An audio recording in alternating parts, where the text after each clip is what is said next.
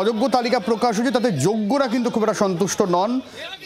সুমন বিশ্বাস সহ আরো বেশ কয়েকজন যারা চাকরি হারা তারা অভিযান করার চেষ্টা করেন। অভিযানের আগেই তাদেরকে পুলিশ আটকে দেয়।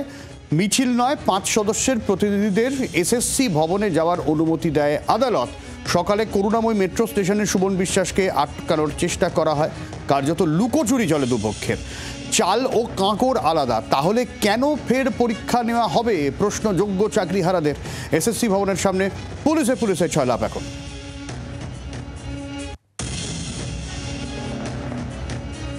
হাইকোর্ট দেখবেন তারা জানালেন যে আজকের যে র্যালি, সেই র্যালিতে সুমন বিশ্বাসকে গ্রেপ্তার করা যাবে না, তার সাথীদেরও গ্রেপ্তার করা যাবে না।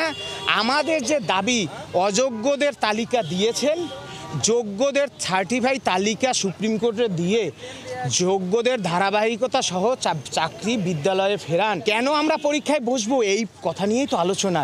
কেন আমাদের পরীক্ষায় বসানো হচ্ছে? চাকরিটা চুরি করলো কে? রাজ্য সরকার, এই মুখ্যমন্ত্রী আমলে।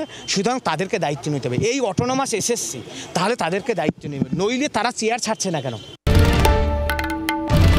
বাংলার আওয়াজ, বাঙালির আবেগ, জি 24 ঘন্টা।